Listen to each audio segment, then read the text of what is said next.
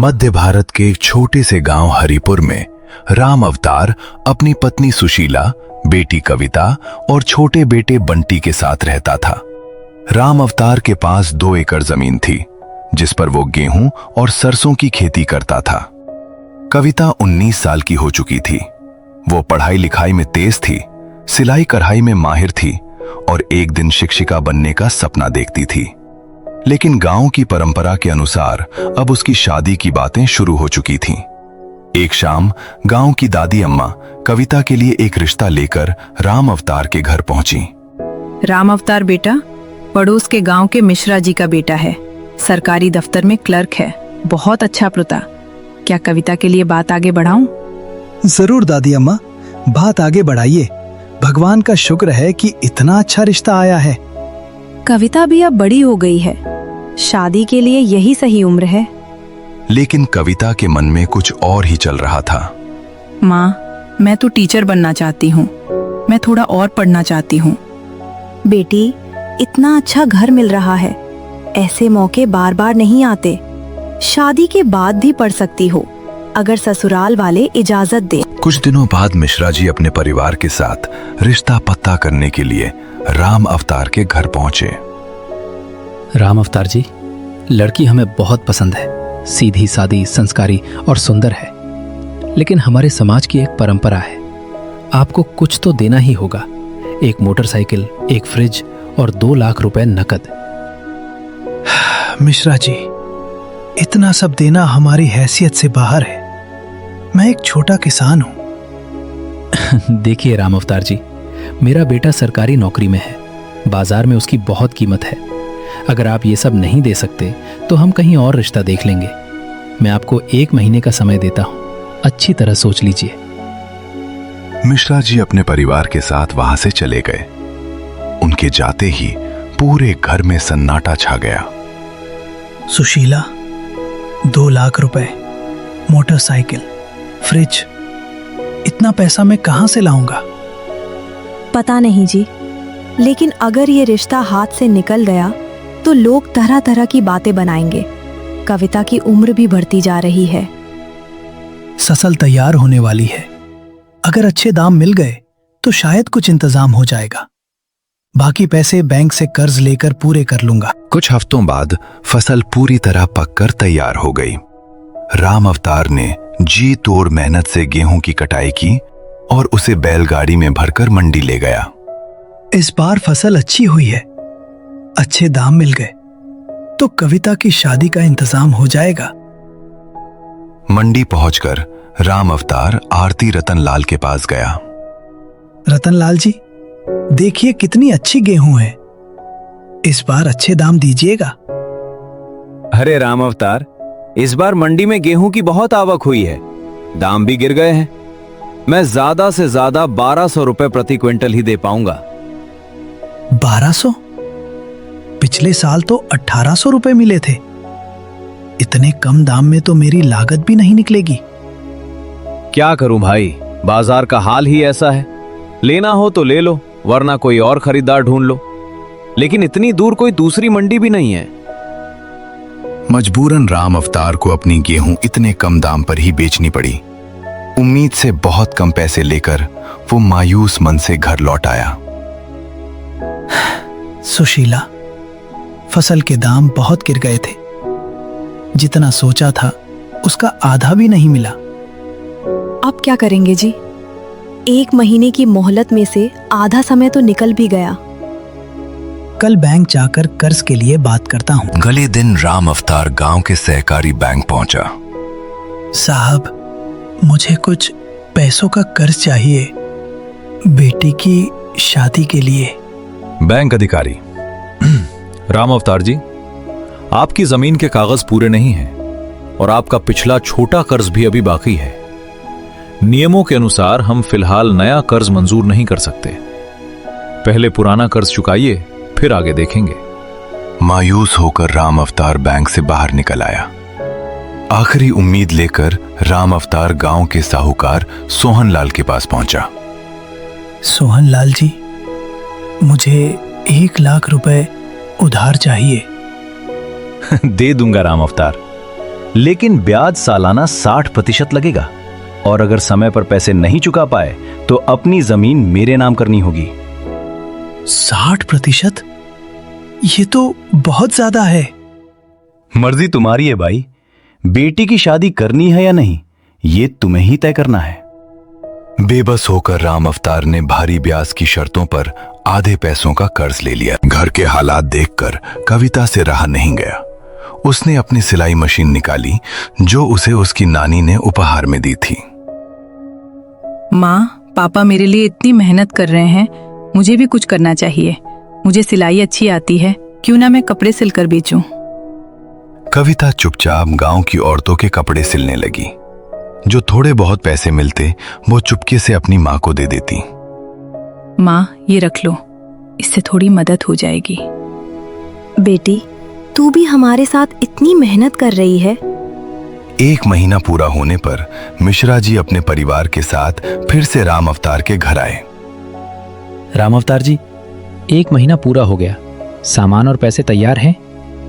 मिश्रा जी, आधा इंतजाम हो गया है, बाकी के लिए मुझे थोड़ा और समय दे दीजिए। मैं धीरे धीरे सब चुका दूंगा। आधे अधूरे इंतजाम के साथ मेरे बेटे की शादी नहीं होगी। हमें एक और रिश्ता मिल गया है जो पूरा दहेज तुरंत देने को तैयार है, इसलिए हम ये रिश्ता यहीं खत्म करते हैं। मिश्रा जी बिना कुछ और कहे वहां से चले गए। पूरे घर में मायूसी छा गई। कविता अपने कमरे में जाकर फूट फूट कर रोने लगी। बंटी, कभी कभी लगता है कि मैं पूरे परिवार के लिए बोझ हूँ। दीदी, तुम बोझ नहीं हो, तुम तो सबसे अच्छी सिलाई करती हो और तुम टीचर भी बन सकती हो। काश जिंदगी इतनी आसान होती बंटी। माफ्तार दरवाजे के बाहर खड़ा ये सब सुन रहा था। उसका दिल भारी हो गया। कुछ दिनों बाद गांव में महिला स्वयं सहायता समूह चलाने वाली सुनीता दीदी कविता से मिलने आई। उन्हें कविता के सिलाई के काम के बारे में पता चला था। कविता, मैंने सुना है कि तुम बहुत अच्छी सिलाई करती हो। मैं गांव की महिलाओं का एक स्वयं सहायता समूह चलाती हूँ। हम मिलकर बचत करते हैं, एक दूसरे को बिना ब्याज के ऋण देते हैं और सिलाई कढ़ाई जैसे हुनर से कमाई करना सिखाते हैं। तुम्हें भी इस समूह से जुड़ना चाहिए। दीदी, सच में? इससे हमारी मदद हो सकती है? बिल्कुल। हमारे समूह में 20 महिलाएं हैं। हम हर महीने थोड़ी थोड़ी बचत करती हैं। जरूरत पड़ने पर समूह से बिना भारी ब्याज के कर्ज मिल जाता है। साथ ही हम बड़े ऑर्डर लाकर आपस में बांट भी देते हैं। राम अवतार और सुशीला की सहमति से कविता उस समूह से जुड़ गई। सुनीता दीदी ने उसे शहर से सिलाई के बड़े ऑर्डर दिलवाए और साथ ही समूह से थोड़ा कर्ज भी दिलवाया, वो भी बिना भारी ब्याज के। कविता, तुम्हारे काम में हुनर है। शहर के एक बुटीक वाले को कढ़ाई वाले कपड़े चाहिए। ये बड़ा ऑर्डर है, क्या तुम इसे संभाल लोगी? जरूर दीदी, मैं पूरी मेहनत से करूंगी। कविता दिन रात मेहनत करने लगी। धीरे धीरे उसकी सिलाई और कढ़ाई के काम की चर्चा पूरे इलाके में फैलने लगी। कुछ ही महीनों में कविता की कमाई से घर के हालात काफी हद तक सुधर गए। सोहन लाल का आधा कर्ज भी चुका दिया गया। सुशीला, कविता तो हमारा सहारा बन गई है। मुझे उस पर बहुत गर्व है। सही कहा जी। बेटी हो या बेटा, अगर हुनर और हिम्मत हो तो कोई भी घर संभाल सकता है। गांव के स्कूल में मास्टर सुरेश पढ़ाते थे। सीधे, सादगी पसंद और प्रगतिशील सोच वाले इंसान। एक दिन स्कूल के सांस्कृतिक कार्यक्रम के लिए बच्चों के कपड़े कविता ने ही सिले थे। ये कपड़े किसने सिले हैं? बहुत ही सुंदर काम है। ये राम अवतार की बेटी कविता ने सिले हैं। वो बहुत मेहनती और हुनरमंद लड़की है। मास्टर सुरेश को कविता की मेहनत और हुनर के बारे में सुनकर उसकी गहरी प्रशंसा हुई। कुछ दिनों बाद मास्टर सुरेश के माता पिता खुद राम अवतार के घर रिश्ता लेकर पहुंचे। राम अवतार जी, हमने आपकी बेटी कविता के बारे में बहुत सुना है। मेहनती, हुनरमंद और समझदार। हमारा बेटा सुरेश गांव के स्कूल में मास्टर है। हम चाहते हैं कि कविता से उसका रिश्ता हो। जी जरूर, लेकिन हमारी हैसियत ज्यादा दहेज देने की नहीं है। राम अवतार जी, हमें कोई दहेज नहीं चाहिए। हमारा बेटा खुद कहता है कि दहेज लेना गलत है। हमें बस एक अच्छी, मेहनती और समझदार बहू चाहिए, और कविता में वो सब कुछ है। राम अवतार और सुशीला की आंखों में खुशी के आंसू आ गए। राम अवतार ने कविता को ये बात बताई। कविता बेटी, मास्टर सुरेश का रिश्ता आया है, बिना किसी दहेज के। तेरी क्या राय है? पापा, अगर वो मेरी पढ़ाई और मेरे काम को समझते हैं तो मुझे ये रिश्ता मंजूर है। सुनीता दीदी के माध्यम से पता चला कि मास्टर सुरेश खुद कविता को आगे पढ़ने और सिलाई का काम जारी रखने में पूरा साथ देने के लिए तैयार थे। इसी दौरान सुनीता दीदी की पहल पर गांव के किसानों ने भी एक किसान उत्पादक समूह बनाया ताकि वे सीधे शहर की मंडी में अपनी फसल बेच सकें, बिना आड़ती रतनलाल जैसे बिचौलियों का। सादगी से, बिना किसी दिखावे या भारी दहेज के, कविता और मास्टर सुरेश की शादी की तैयारियां शुरू हुईं।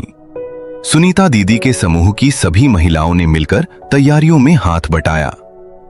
कविता, तुमने अपनी मेहनत से ये दिन देखा है, हम सब तुम्हारे साथ हैं।